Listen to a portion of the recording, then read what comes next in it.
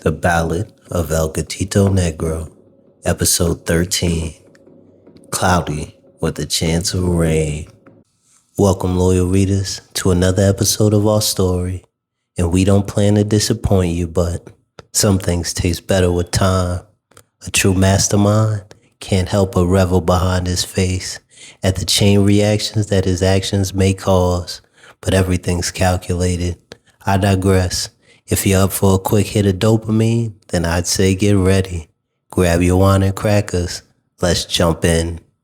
Chapter 1.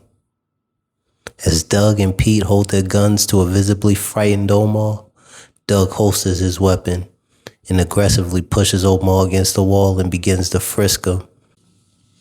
"Oh, look what we have here, Petey," says Doug as he pulls a small packet of heroin out of Omar's pocket along with some other paraphernalia. "I could put you away for at least 6 months, Omar, and you know what they do to snitches in the big house, don't you?" says Doug in a casual tone. "That ain't mine. I swear I was just holding it for someone. I got a job now. I'm trying to get clean," says Omar frantically. "Yeah, sure. How about we do this? We can make this situation go away if you answer a couple questions for me and my partner here. What you think about that, Omar?" says Doug, acting a little more empathetic to Omar. "What is it, man? I really don't know anything. I'm not in the life anymore." "We need to know a name. Does the name Luna mean anything to you?" Omar immediately tenses up and averts his gaze, which piques Doug's interest. "Who told you that name?" asks Omar, while nervously fidgeting with his hands. "I'm asking the questions," says Doug as he grabs Omar's shirt with both hands and shoves him into the wall. "I know you know something, Omar, so choose your next words wisely, or you may not make it back tonight for your next fix." Then Pete, getting a little uncomfortable with Doug's tactics, makes a rookie mistake. He lowers his weapon and then approaches Omar as well, trying to de-escalate the situation. "Look, Omar, we're friends, right? You can trust us. We're trying to keep you out of jail. Look, me and my friend, we're just trying to do our job. Help us help you, Omar.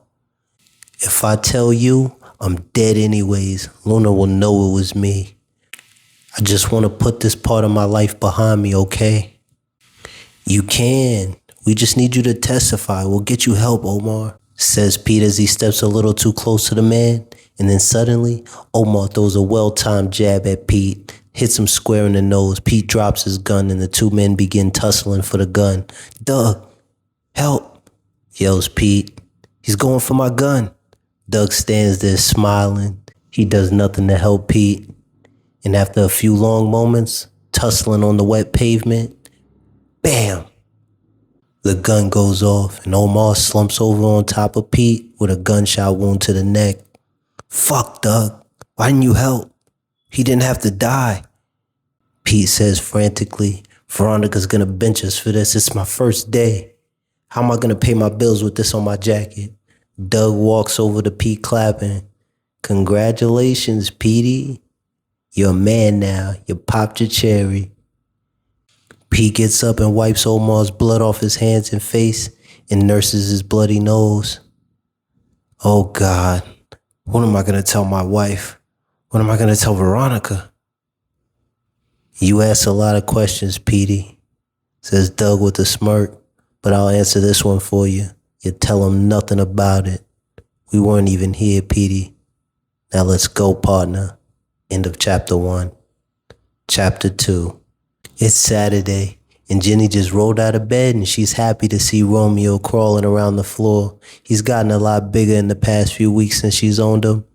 She'd been feeding him steak and eggs, and he's starting to put on some muscle on his legs.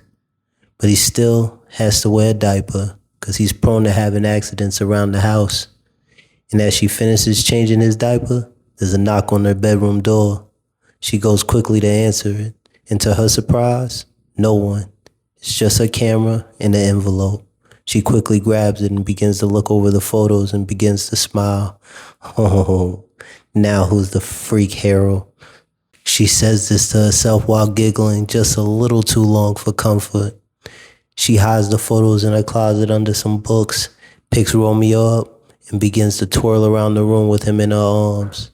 And over the rest of the weekend, she plans to initiate phase 2 of her devious little plot to destroy Harold.